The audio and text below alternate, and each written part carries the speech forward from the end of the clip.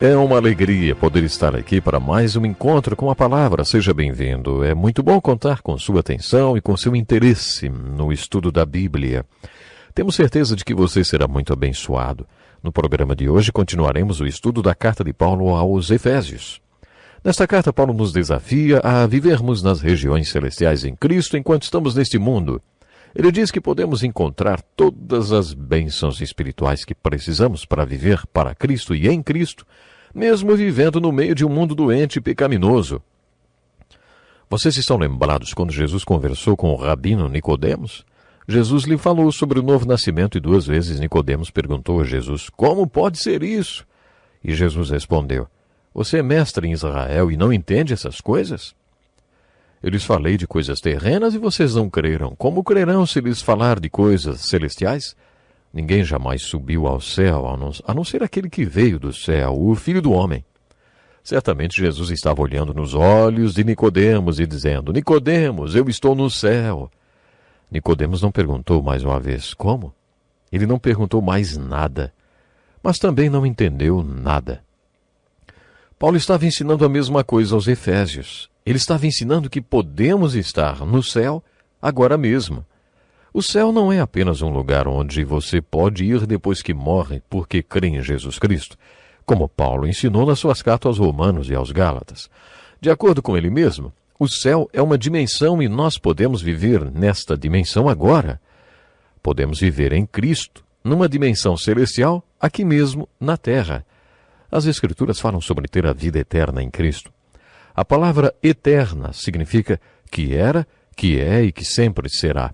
Pensando assim, como podemos ter vida eterna? Se eu disser, eu tenho vida eterna porque creio em Jesus Cristo, isso quer dizer que eu sempre existi? Não, isso implicaria em reencarnação.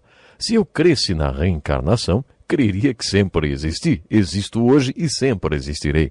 Mas não é sobre isso que estamos falando. O que queremos dizer sobre vida eterna, porque cremos em Cristo, é o seguinte: Cristo é eterno. Cristo não teve começo. Cristo não terá fim. Cristo sempre foi. Um pouco antes de ser crucificado, Jesus orou no jardim, dizendo: eu te glorifiquei na terra. Agora, Pai, glorifica-me junto a ti com a glória que eu tinha contigo antes que o mundo existisse. Cristo não passou a existir a partir do dia de Natal lá em Belém. Ele sempre existiu. Chamamos isso de pré-encarnação de Cristo. Cristo viveu num corpo durante 33 anos e depois ressuscitou e viveu no seu corpo ressurreto durante 40 dias. Depois disso, ele ascende ao céu e agora está sentado à direita do Pai. Ele está num lugar celestial. Se você está em Cristo como ele é eterno, você é eterno porque está vivendo em Cristo. Você tem vida eterna porque está unido a alguém como os ramos estão ligados à videira, alguém que é eterno. É nesse sentido que você tem vida eterna. E é assim que Paulo se refere a viver nos lugares celestiais ou na dimensão celestial. Como em todas as cartas de Paulo, nesta também encontramos uma seção doutrinária e outra prática.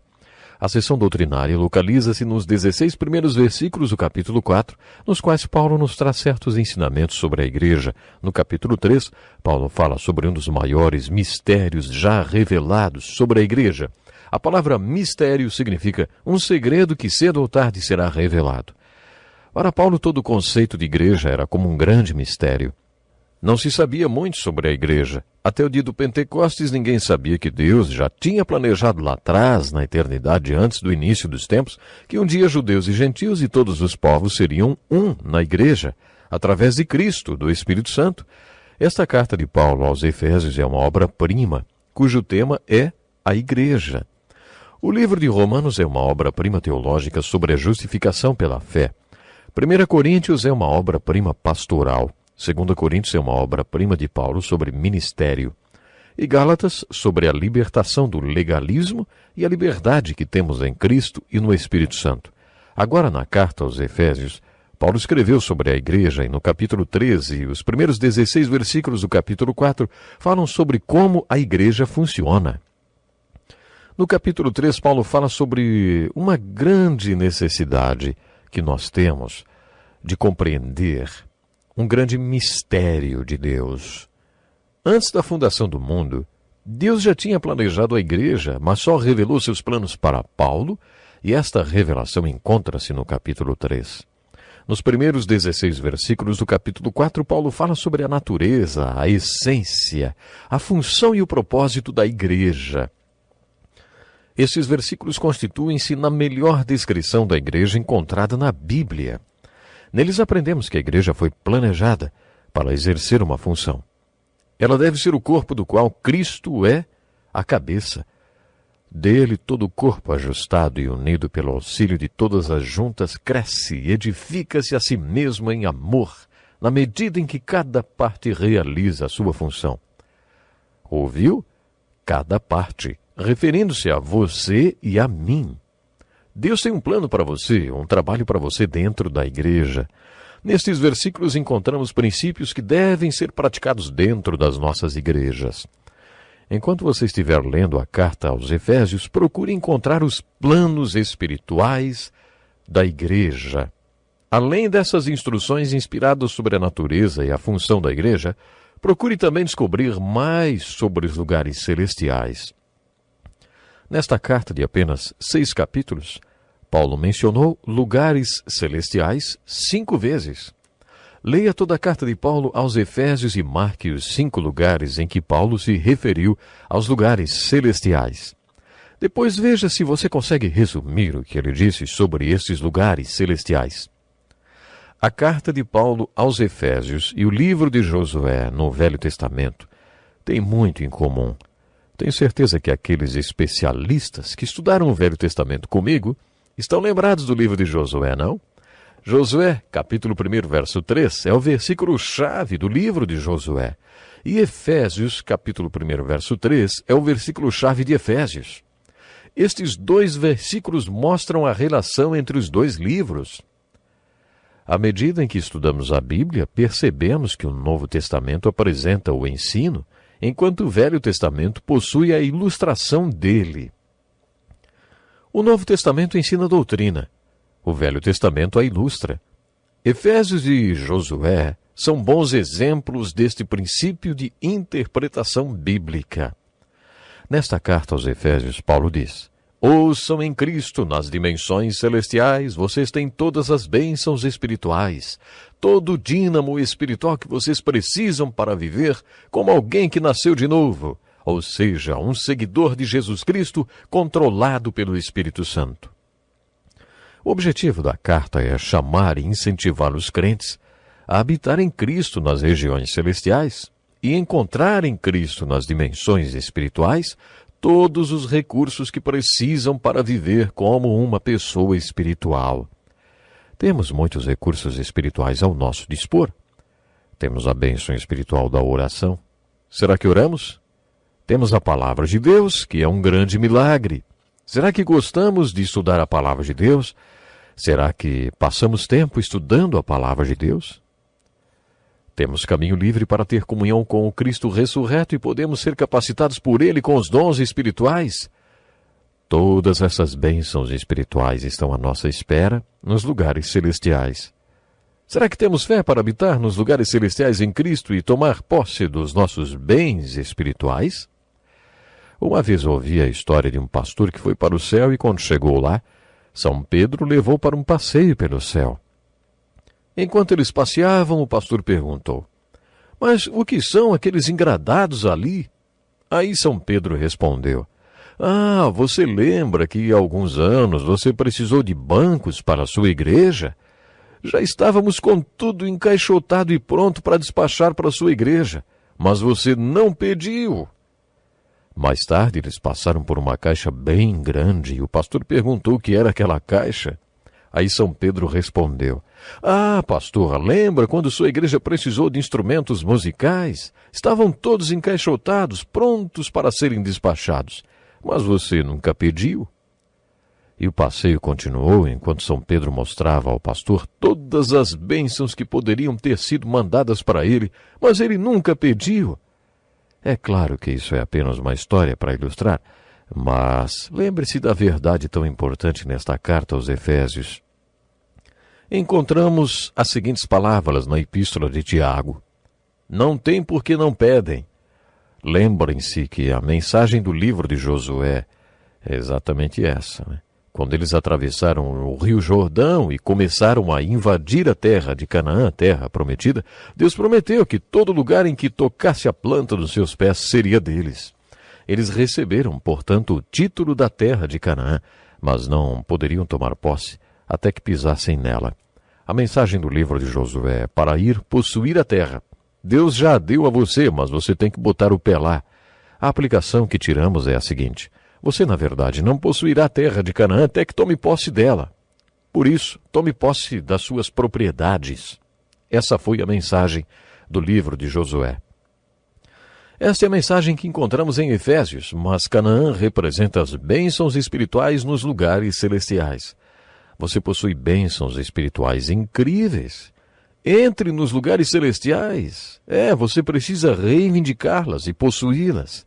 A mensagem é: você deve tomar posse das suas possessões espirituais, habitando em Cristo, onde estas bênçãos espirituais existem. Fazemos isso pela fé, vivendo em obediência aos seus ensinamentos. Mas o livro de Efésios tem outro tema. Paulo tinha passado entre 2 e 3 anos em Éfeso, ensinando na escola de Tirano. Ele teve um pequeno encontro com a palavra na cidade, por isso nos 3 primeiros capítulos ele diz várias vezes: lembrem-se. Eles já sabiam tudo aquilo que Paulo estava falando na carta. O que Paulo ensina na carta de Efésios é sobre a linda experiência de ter vida eterna por estar naquele que é eterno, em Cristo, nas dimensões celestiais, recebendo cada bênção espiritual que precisamos para viver da maneira como Deus nos chamou para viver. É por isso que Paulo escreveu: lembrem-se, lembrem-se, lembrem-se. No capítulo 4, Paulo começa a sessão de aplicação da carta e exorta a igreja à ação. Ele diz: vocês precisam se vestir espiritualmente. Vocês precisam tirar esses velhos trapos da vida que levavam. Vocês precisam vestir as roupas da nova vida que têm. E depois, vivam essa vida. Meu tempo esgotou, mas conto com você para o nosso próximo programa. Seja bem-vindo para mais um encontro com a palavra. Esse programa faz parte de um curso de estudo de todos os livros da Bíblia. Atualmente estamos estudando a carta de Paulo aos Efésios. Abra sua Bíblia e participe conosco desta viagem pela palavra de Deus. Já dedicamos 2 programas para fazer uma introdução e dar um panorama geral dessa carta. Vimos que Paulo escreveu essa carta para mostrar o propósito da igreja neste mundo e que é possível viver nas dimensões celestiais em Cristo. É nas regiões celestiais que os membros da igreja recebem a dinâmica espiritual que precisam para cumprir o propósito para o qual foram chamados. O assunto central dessa carta é a igreja. Depois de estudar essa obra-prima de Paulo sobre a igreja, você não pode mais enxergar a igreja como uma instituição. Que essa carta de Paulo sirva, pela graça de Deus, para fazer da igreja de hoje a autêntica igreja do Senhor Jesus Cristo neste mundo. O testemunho da igreja nunca foi tão necessário como é hoje. Por isso é importante descobrir na carta de Paulo aos Efésios qual foi o propósito e o chamado da igreja.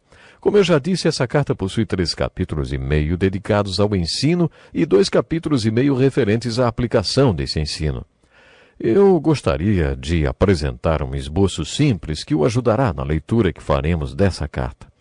Esse esboço possui 7 pontos que correspondem aos tópicos principais da carta. Primeiro, gostaria que durante a leitura da carta de Paulo aos Efésios, vocês refletissem um pouco sobre os lugares celestiais. Paulo afirma que nos lugares celestiais temos todas as bênçãos espirituais que precisamos para viver em Cristo e que Cristo está nessa dimensão celestial e que é possível estarmos com Ele. Ele também diz que através da igreja, a multiforme sabedoria revelada às forças espirituais do mal nas regiões celestiais. Cuidado!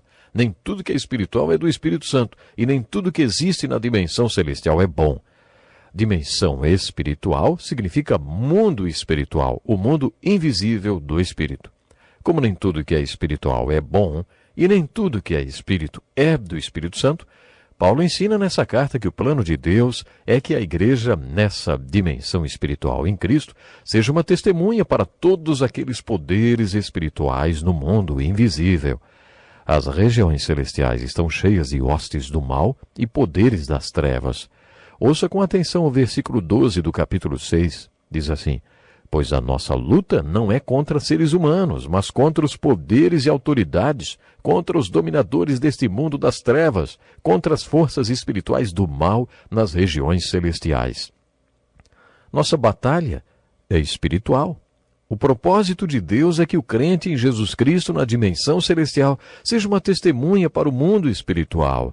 De acordo com Paulo, o crente pode vencer esses poderes das trevas que existem no mundo espiritual.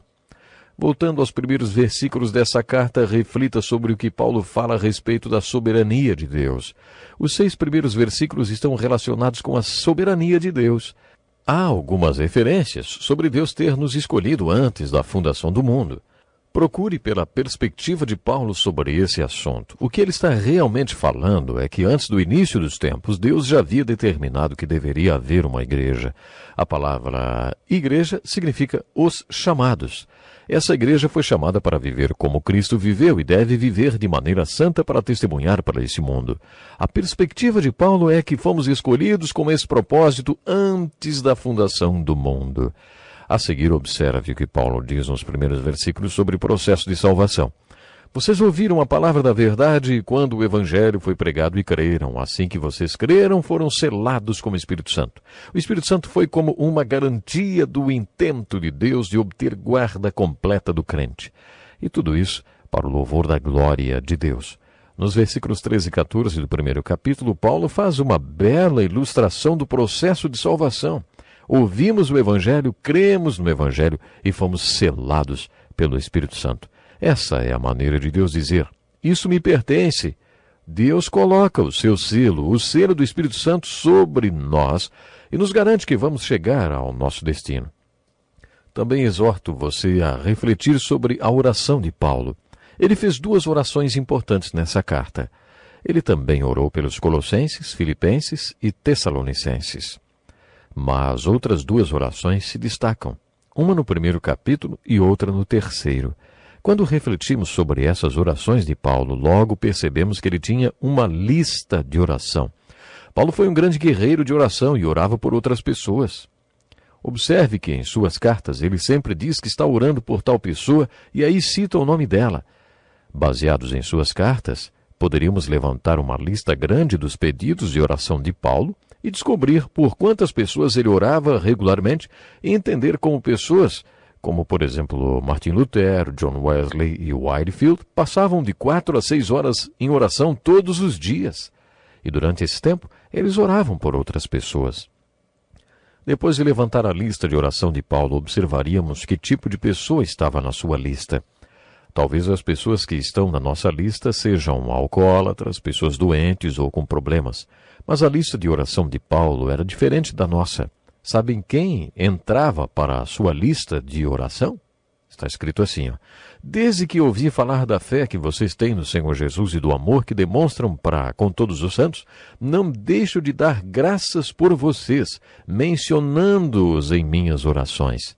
Era assim que se entrava para a lista de oração de Paulo. Quando ele ouvia que alguém dava evidências de ter se convertido e de estar envolvido na obra de Jesus Cristo, Paulo colocava essa pessoa como primeiro na lista e orava por ela sem cessar. Será que dá para comparar a lista de oração de Paulo com a nossa? Nós oramos pelos perdedores. Paulo orava pelos vencedores. Ele usava o seu tempo para orar pelos vencedores, por aqueles que ele sabia que seriam vencedores por Jesus Cristo. Geralmente, nossa lista de oração e grande parte da energia que dedicamos à oração é por aqueles que poderiam ser classificados como perdedores espirituais. Procure observar como Paulo orava por aquelas pessoas da sua lista. Quais eram os pedidos? Geralmente oramos para que as pessoas sejam curadas, se libertem do álcool ou resolvam seus problemas. Paulo fazia outro tipo de pedido. Peço que o Deus de nosso Senhor Jesus Cristo, o glorioso Pai, lhes dê espírito de sabedoria e de revelação no pleno conhecimento dele. Que oração profunda, hein? Era isso que ele queria que aquelas pessoas pelas quais ele orava recebessem de Deus.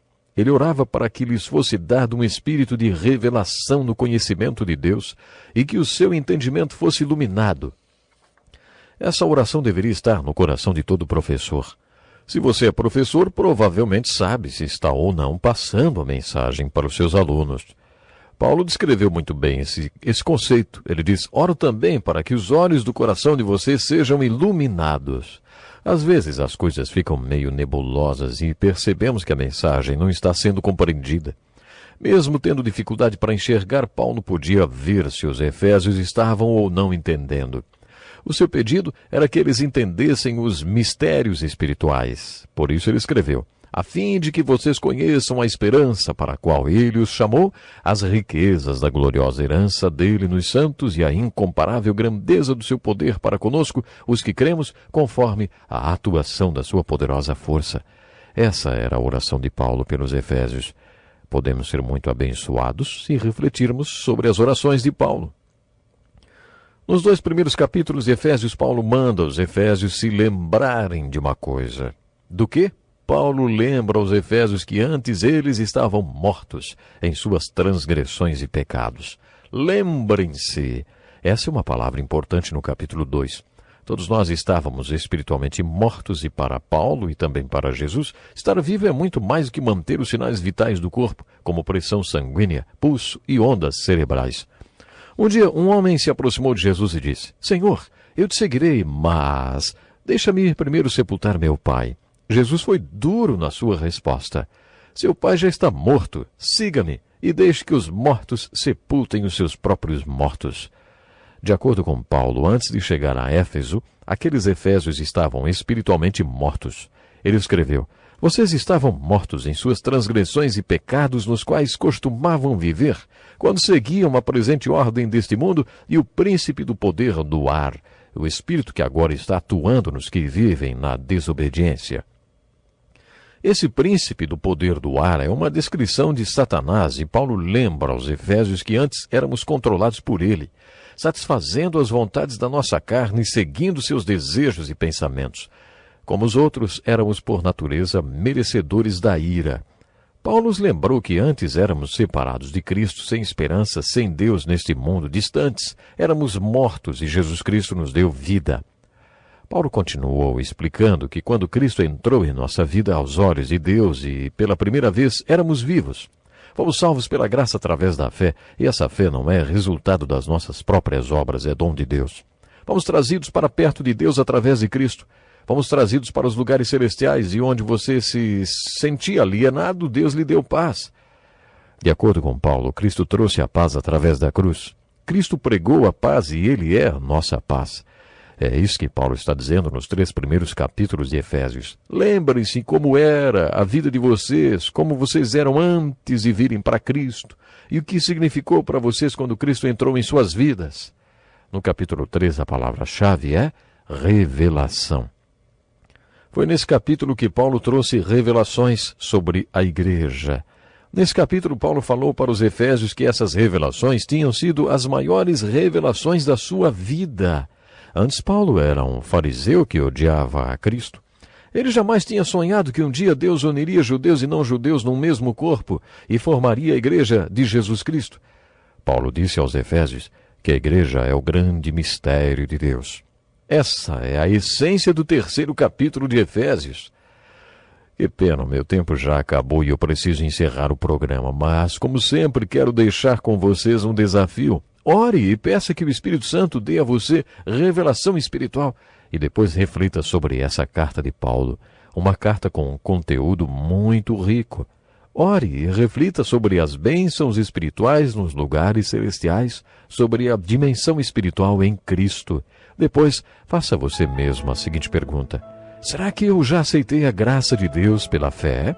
Será que já tomei posse das minhas bênçãos espirituais? Pense sobre onde e como você estava antes de encontrar a salvação em Cristo e qual foi o propósito dessa salvação. Depois leia o capítulo 3 e peça que o Espírito Santo lhe mostre onde você realmente está. E através da graça de Deus, faça parte da Igreja de Jesus nas regiões celestiais, mesmo vivendo neste mundo cheio de pecado. Pense nisso e não perca o próximo encontro com a palavra. Como é ótimo estarmos aqui para mais um encontro com a palavra. Você é bem-vindo.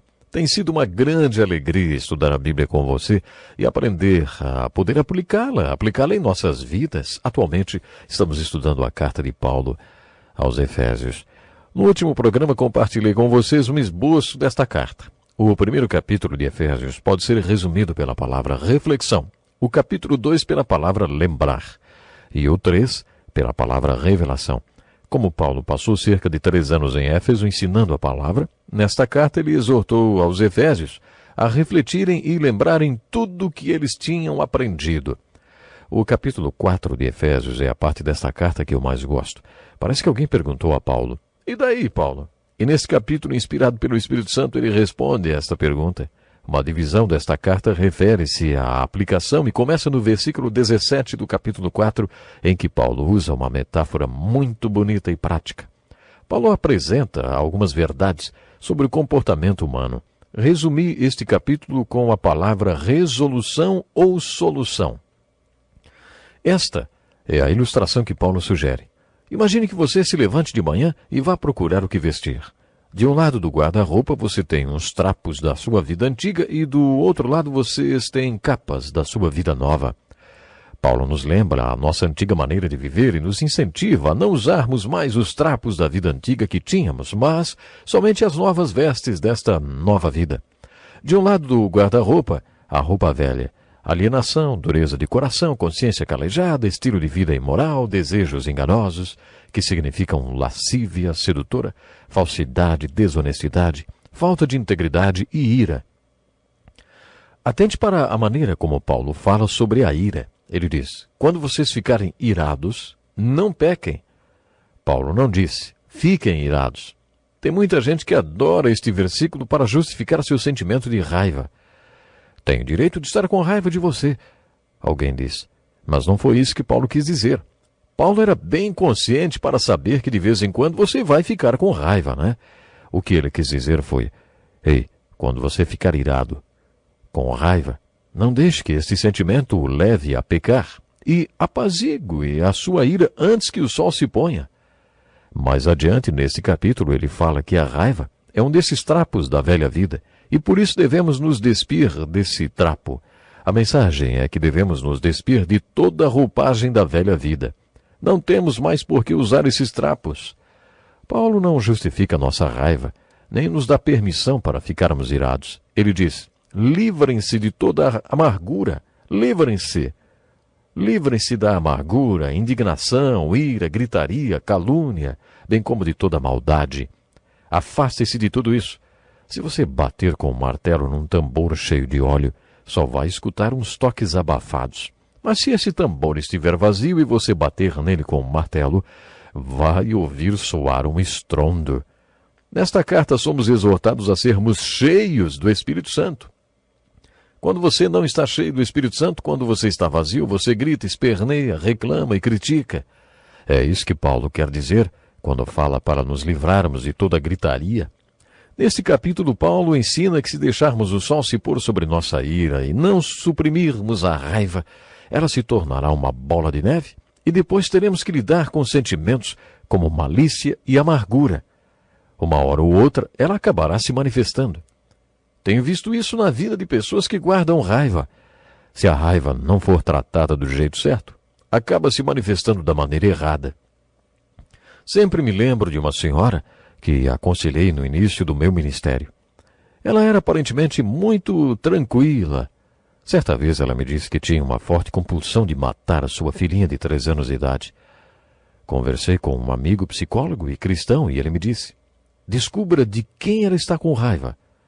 Eu argumentei: mas ela aparenta ser uma mulher cristã, tão tranquila até. Ele insistiu: descubra de quem ela está com raiva.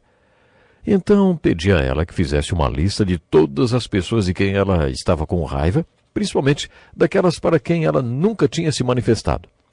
Em nossa conversa seguinte, ela me trouxe uma lista com 35 nomes. Ela tinha raiva de toda aquela gente. Encurtando a história, depois de vários meses de aconselhamento e com a ajuda do meu amigo psicólogo, aquela mulher aprendeu a lidar com sua raiva, e à medida que ela tratava da raiva que tinha por todas aquelas pessoas, a compulsão contra a sua filhinha foi passando, até acabar. Foi como tirar ar de um pneu que estava prestes a estourar. Com aquela situação aprendi que de um jeito ou de outro a raiva acaba se manifestando. Por isso não é sábio suprimi-la. Ela não tinha raiva da filha, mas estava jogando toda a sua raiva em cima da menina. No final do capítulo 4, Paulo ensina que se o crente tratar o problema da ira ou da raiva nas regiões celestiais em Cristo, poderá se desfazer dela. No capítulo 4, Paulo também exorta: quanto à antiga maneira de viver, vocês foram ensinados a despir-se do velho homem, a serem renovados no modo de pensar e a revestir-se do novo homem. Com isso, ele quer dizer que devemos ser renovados na mente e no espírito. Quando você tem um encontro com Cristo, precisa passar por uma experiência de renovação da mente. Então terá condições de atender à exortação de Paulo. Nenhuma palavra torpe saia da boca de vocês, mas apenas a que for útil para edificar outros conforme a necessidade, para que conceda graça aos que a ouvem. Comunicar-se bem é um dom e é através da comunicação que temos a oportunidade de ministrar graça a outras pessoas e colaborar para a edificação de outros. Às vezes, nossas palavras deixam nosso irmão em frangalhos, sendo que nossa comunicação com ele deveria servir para edificá-lo. Depois de nos exortar a nos vestir ou revestir do novo homem, Paulo nos manda viver ou andar. Não podemos enfatizar demais nosso encontro com Cristo e nossa decisão de segui-lo. A vida cristã é um andar com Cristo todos os dias. É por isso que Paulo diz na carta aos Efésios: sejam imitadores de Deus como filhos amados, e vivam em amor, como também Cristo nos amou e se entregou por nós. Não podemos ser partes do corpo de Cristo sem amor. Depois Paulo diz: vivam como filhos da luz. Esta luz é tudo que agrada ao Senhor, e por isso devemos andar perto dele, para saber o que o agrada. Paulo explica que o fruto da luz consiste em toda bondade, justiça e verdade. E a exortação continua: aprendam a discernir o que é agradável ao Senhor. Preste atenção em mais este viver. Ele diz: tenham cuidado com a maneira como vocês vivem, que não seja como insensatos, mas como sábios. Alguns crentes estão com a cabeça tão ligada no céu que se esquecem de como é que se vive, como se vive aqui na terra. Quando Paulo diz: tenham cuidado com a maneira como vocês vivem, ele está dizendo: viva, ande olhando ao redor, de cabeça erguida e olhos bem abertos. A própria exortação de Paulo é: aproveitando ao máximo cada oportunidade, porque os dias são maus. Portanto, não sejam insensatos, mas procurem compreender qual é a vontade do Senhor. Precisamos usar bem o nosso tempo, de maneira sábia, e buscar procurar entender qual é a vontade do Senhor diante de tudo o que está acontecendo no mundo. A questão continua a mesma desde o início da carta: viver na dimensão celestial em Cristo. Muitas pessoas dizem que isso é viver recluso, como um monge, mas não é isso que Paulo está falando. A compaixão que leva tantas pessoas a desenvolver um trabalho social vem do fato delas viverem na dimensão celestial. A compaixão que motiva as obras sociais não nasce naturalmente dos corações dos homens, mas do coração de Deus. Se você buscar a origem das instituições sociais, vai constatar bem de perto o que eu estou falando. Eu soube que um evangelista estava abrindo lares de ajuda a jovens problemáticos. Este evangelista viajava por todo o país pregando o evangelho. Numa noite, enquanto pregava o evangelho numa favela, 2 moças de rua ouviram sua pregação e foram salvas. O evangelista lhes disse: quero dizer para vocês o que Jesus disse para uma mulher como vocês há muito tempo: vai, não pequem mais. Elas olharam para ele e disseram: pastor, posso fazer uma perguntinha? E ele respondeu: claro. Para onde? Para onde vamos? Não queremos mais pecar, queremos ter uma vida nova, mas para onde vamos? Não temos onde morar. Isso pesou muito para aquele pastor, até que ele abriu lares para moças e mães solteiras. Homens como esse evangelista são exemplos de seguidores de Jesus que têm compaixão no coração. Se observarmos muitas instituições e hospitais, eles começaram porque seus fundadores tinham a compaixão de Jesus no coração. A compaixão é um fator importante nas regiões celestiais em Cristo. Se a igreja entender o significado de viver nas regiões celestiais em Cristo, causará um grande impacto no mundo. E é aí que a igreja tem falhado. Se os crentes descobrirem o que é viver em Cristo, também descobrirão que Deus tem um coração cheio de compaixão pelos feridos deste mundo. Se a igreja de Jesus entendesse que vai ser o julgamento final, não terá nada a ver com conhecimento teológico.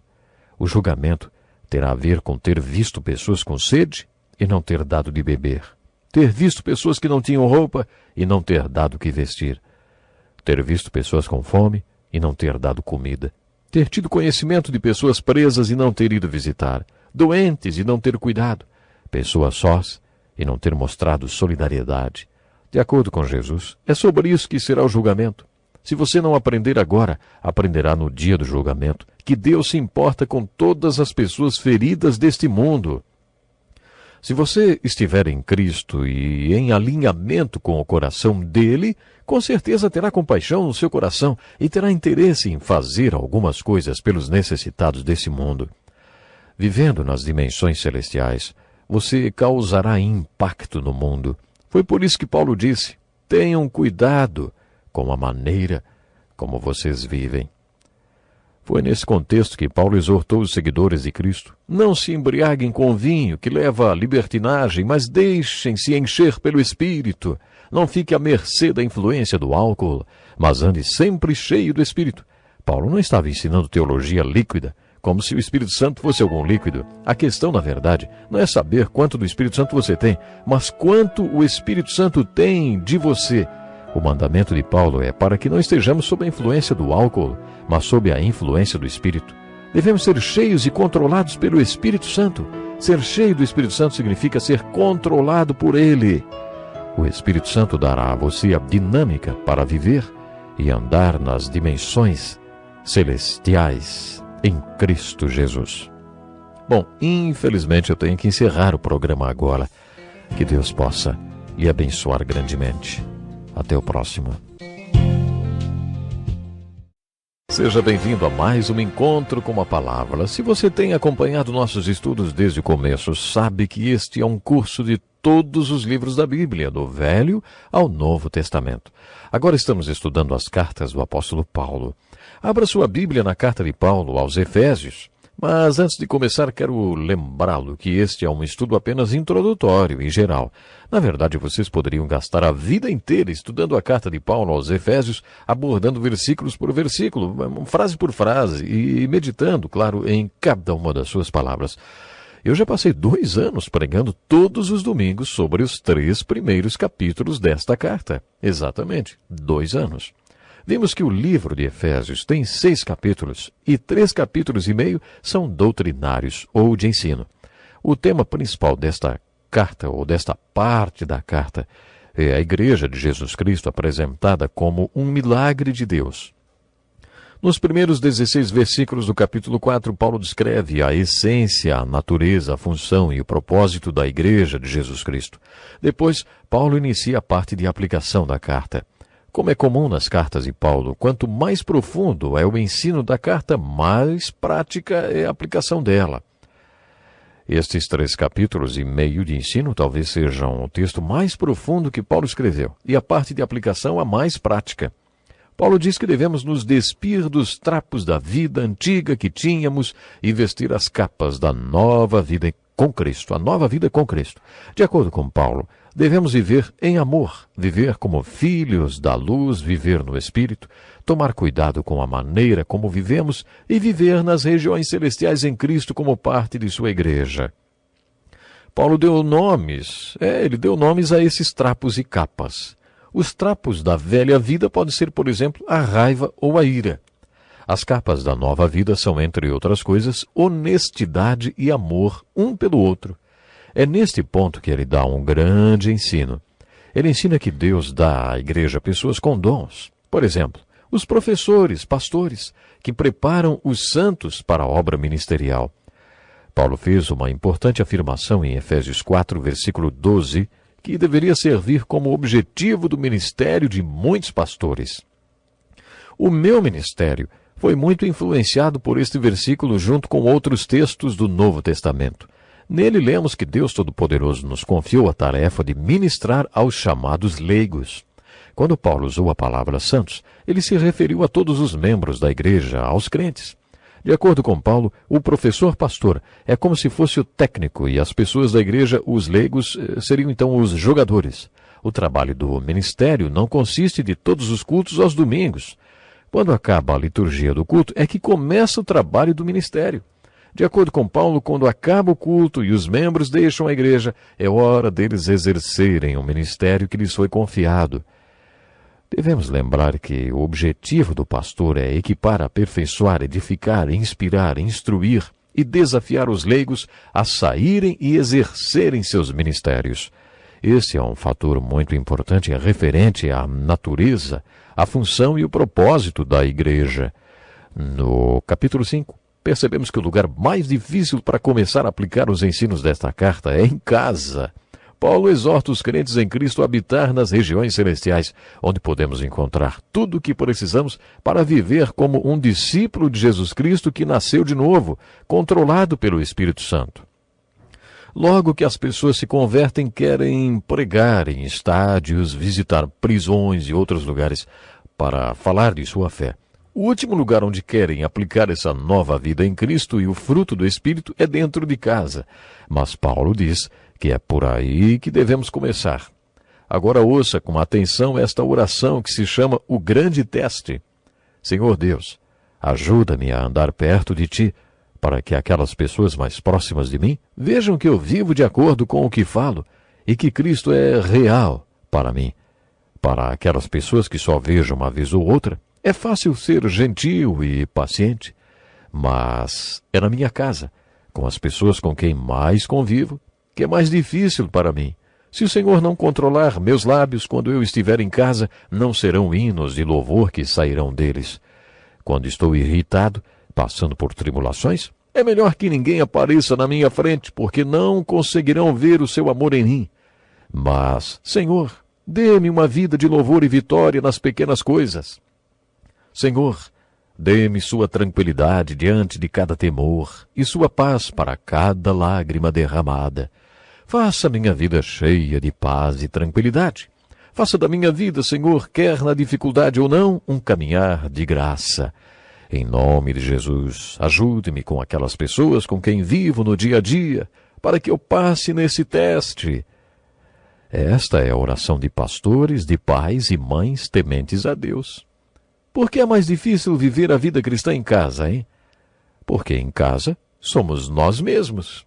Mostramos uma cara para o mundo, outra cara para quem trabalha conosco e outra cara para nossos amigos, mas na maioria das vezes a cara que a família vê é ainda uma outra. Quando chegamos em casa e a porta se fecha, somos nós mesmos. E é aí que a realidade de Cristo deve ser vista em nossa vida. É por isso que Paulo inicia a sessão de aplicação da carta em casa. Ouça o texto de Paulo. Sujeitem-se uns aos outros por temor a Cristo.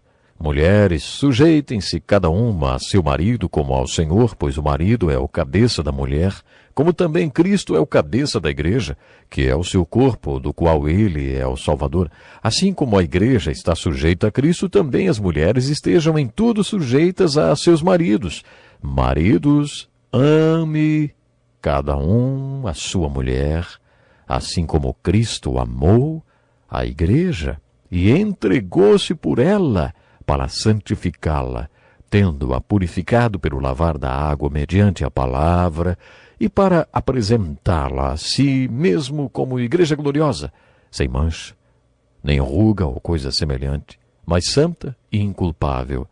Da mesma forma, os maridos devem amar cada um a sua mulher como a seu próprio corpo. Além do mais, ninguém jamais odiou o seu próprio corpo, antes o alimenta e dele cuida, como também Cristo faz com a igreja. Paulo contribuiu com um dos melhores ensinos sobre o casamento encontrados na Bíblia. Ele afirma que as mulheres devem estar sujeitas em tudo a seus maridos e reverenciá-los. Isso é muito difícil para muitas mulheres. É por isso que muitas mulheres dizem que não gostam dos ensinos de Paulo.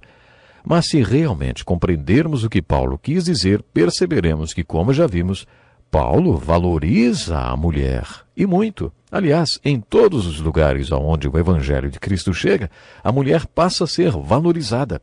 Ao mesmo tempo que Paulo diz que a mulher deve ser pastoreada pelo marido, e portanto estar sujeita a ele em tudo, também afirma que os maridos devem amar suas mulheres como Cristo amou a igreja e entregou-se por ela. É impossível ter duas pessoas no comando. Numa aeronave, por exemplo, existe só uma pessoa que responde por todo o comando. Alguém tem de se responsabilizar.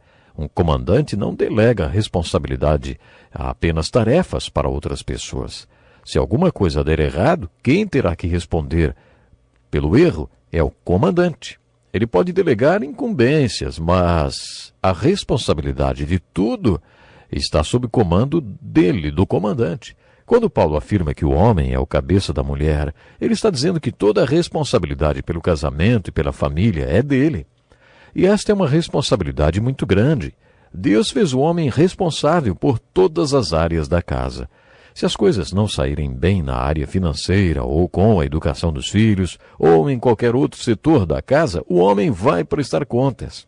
É de extrema importância que o homem entenda que Deus deu a ele a responsabilidade por todas as áreas da casa.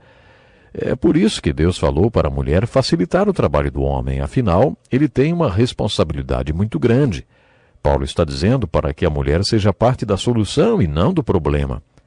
Quando ele manda que a mulher se sujeite ao marido, ele está dizendo que o marido deve ser para ela o que Cristo é para a igreja, e que a mulher foi feita para ser o que a igreja é para Cristo. Quando a Bíblia fala sobre o casamento, usa o modelo de Cristo com a igreja. Em 1 Pedro, capítulo 3, Pedro também apresenta o modelo de Cristo com a igreja quando fala sobre o casamento. Cristo é o pastor e a igreja, a ovelha. Neste modelo, a mulher é a ovelha e o marido o pastor. Portanto, mulheres, deixem que seus maridos pastoreiem e cuidem de vocês. Deixem que cada marido seja para sua mulher como Cristo é para a igreja. Voltando a Paulo, ele também remete a Cristo e à igreja o grande pastor e a ovelha. Portanto, para quem é mais difícil, hein? Para o pastor ou para a ovelha? Para quem deve ser como Cristo ou para quem deve ser como a igreja? O homem recebeu toda a responsabilidade pela casa. Maridos, amem cada um a sua mulher, assim como Cristo amou a igreja e entregou-se por ela. Pesquisando mais sobre esse texto, descobri que no grego a expressão assim como significam exatamente da mesma maneira. Portanto, da mesma maneira que Cristo amou a igreja, cada marido deve amar sua mulher, entregando-se por ela. Já cheguei muitas vezes em casa com a sensação de que não tinha mais nada para dar a ninguém. Trabalhando o dia inteiro com o pastor, sentia-me como uma esponja que já tinha sido totalmente sugada e precisava sugar um pouco. Mas, quando entrava em casa, lá vinham minhas 4 esponjinhas para tirar minhas últimas forças. Elas precisavam absorver. E depois ainda tinha a esponja maior, preparando o jantar, que também precisava absorver um pouquinho. Eu me lembrava deste versículo: maridos, ame cada um a sua mulher e família, assim como Cristo amou a igreja. O problema é que eu achava que não tinha mais nada para dar. E minha vontade era dar uns trocados para as crianças e mandá-las comprar uns docinhos lá na padaria. Eu queria ir para o meu quarto, fechar a porta, talvez ler o jornal. Na carne, na minha natureza, sem a ajuda de Deus, era isso que eu queria fazer. Mas a ordem é entregar-se a si mesmo, como Cristo entregou-se pela igreja, amá-los como Cristo amou a igreja. Jesus se dirige a todos os pais em Mateus capítulo 5 com as seguintes palavras: portanto, sejam perfeitos como perfeito é o Pai Celestial de vocês. Juntando tudo, a tarefa do homem é a seguinte: ame como ele amou, entregue-se como ele se entregou, seja para sua mulher e filhos como ele é. Esta é uma responsabilidade muito grande e todos os homens precisam entender a importância. Como esposa e mãe, se você estiver vivendo com um homem que tem o carisma, porque vive em Cristo nas regiões celestiais e ama como Cristo amou a igreja, você não tem por que hesitar em se deixar ser pastoreada por ele e deixar que ele seja o cabeça da casa. Mas temos que terminar hoje. Deus lhe abençoe.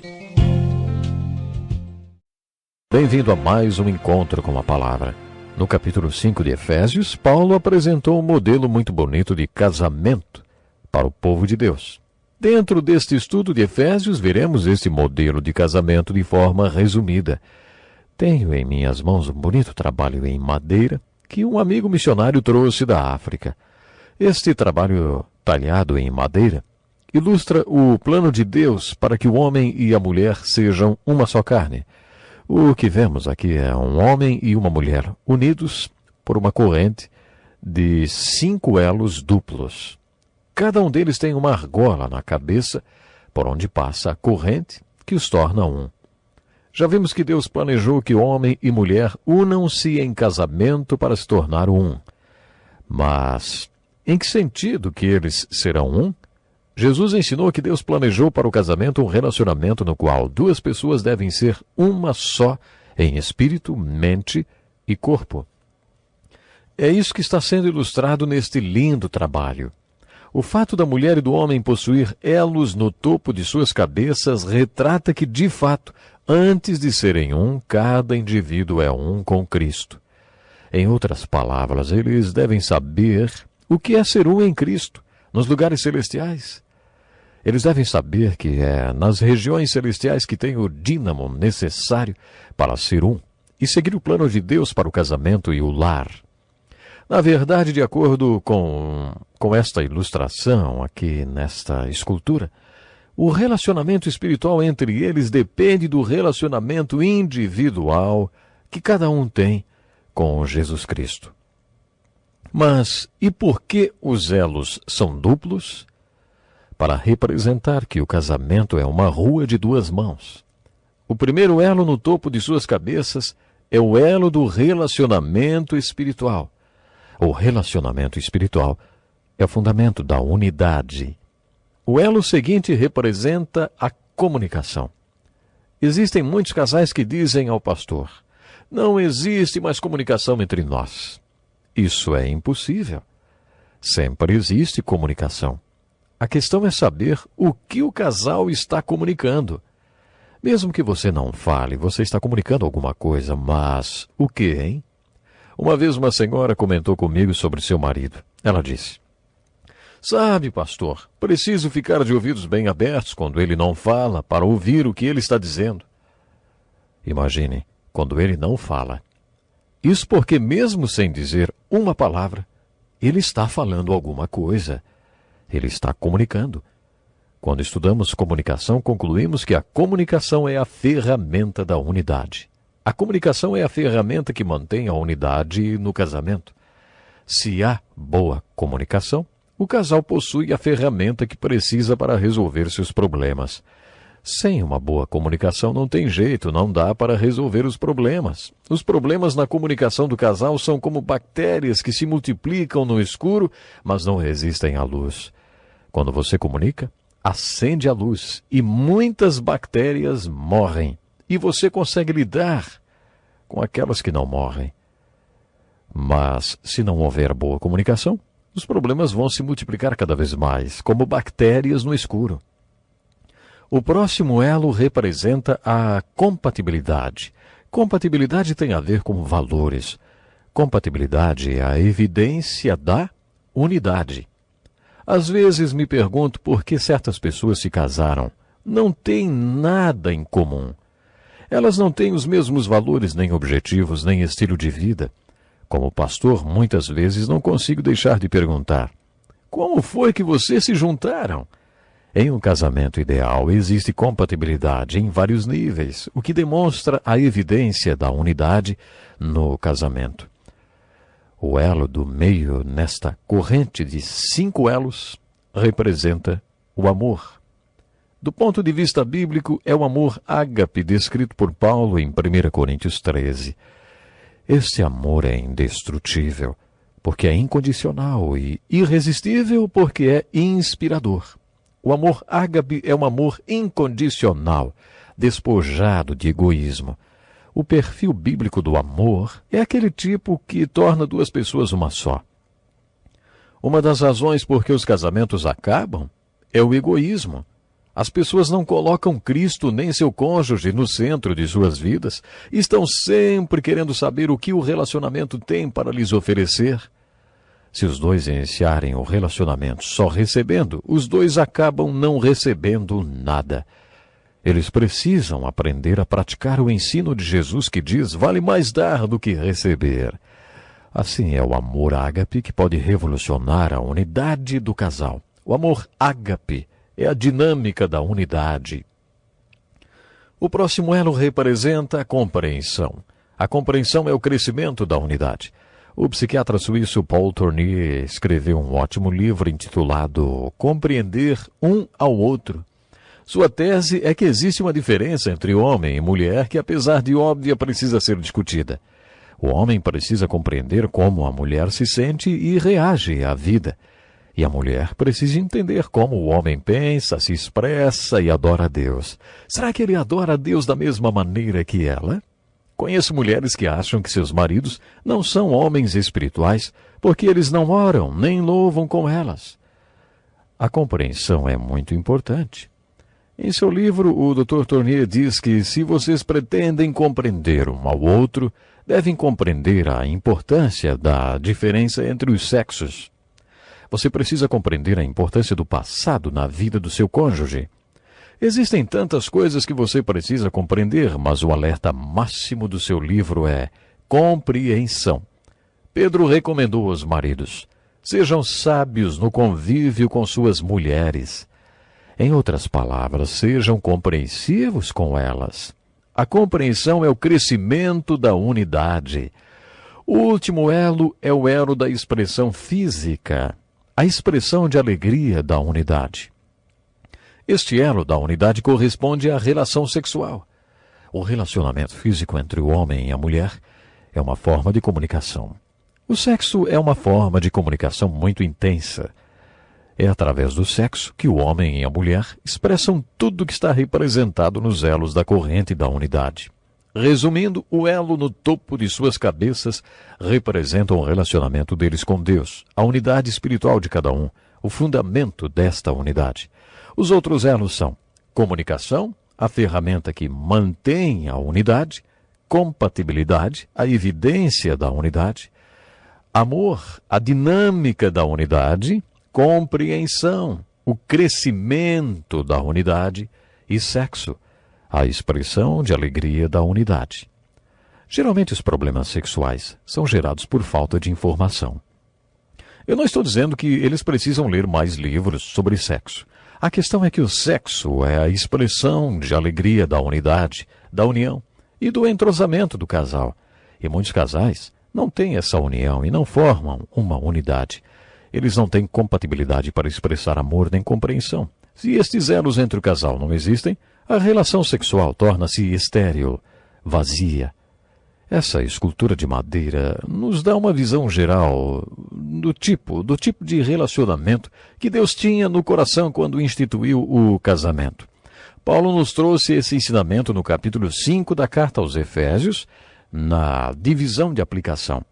Compare esta passagem com outros textos bíblicos para conhecer o propósito de Deus ao criar o homem e a mulher e instituir o casamento, que é o fundamento do lar e a instituição mais importante do mundo. Outra ilustração que se encaixa muito bem na ilustração do relacionamento espiritual no casamento é a figura do triângulo. Imagine um triângulo com o homem em uma das pontas da base, a mulher na outra e Deus no topo.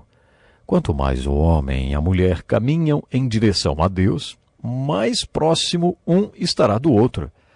Além de fazer uma aplicação do ensino desta carta no relacionamento entre o homem e a mulher, Paulo afirma nos capítulos 5 e 6 que essas verdades também devem ser aplicadas por senhores e escravos. É claro que a escravidão está distante da nossa realidade, mas, sendo assim, podemos fazer uma aplicação desse texto para a nossa vida. Podemos aplicar todos esses ensinos no relacionamento entre patrão e empregado.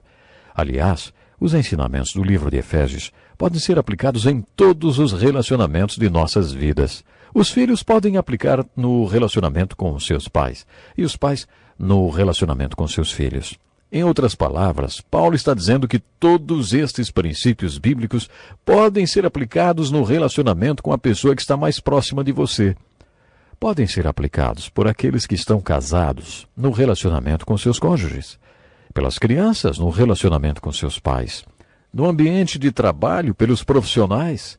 Enfim, os princípios apresentados nesta carta são as capas para relacionamentos. Agora preste bem atenção. No capítulo 6, Paulo usa a expressão regiões celestiais. Ele usa de uma forma negativa. Poucas pessoas têm a noção de que o mundo espiritual tem o seu lado bom e o seu lado ruim.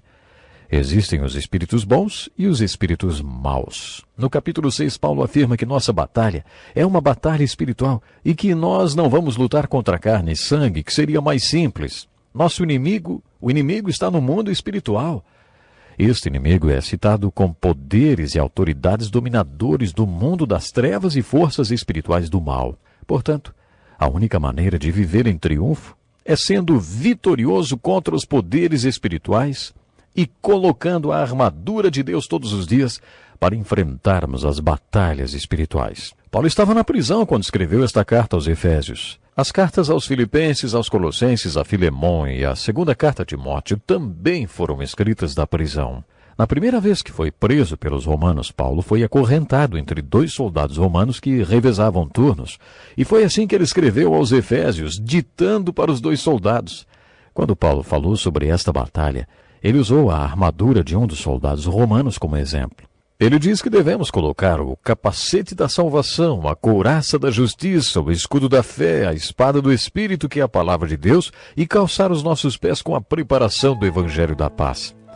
Paulo usa cada peça da vestimenta daqueles soldados para nomear as armas espirituais que devemos usar para representar o Senhor neste mundo.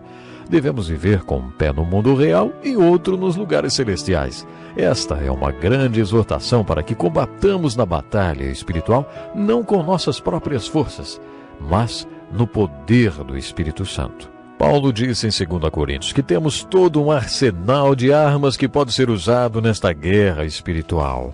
Nosso profundo desejo é que você seja vencedor.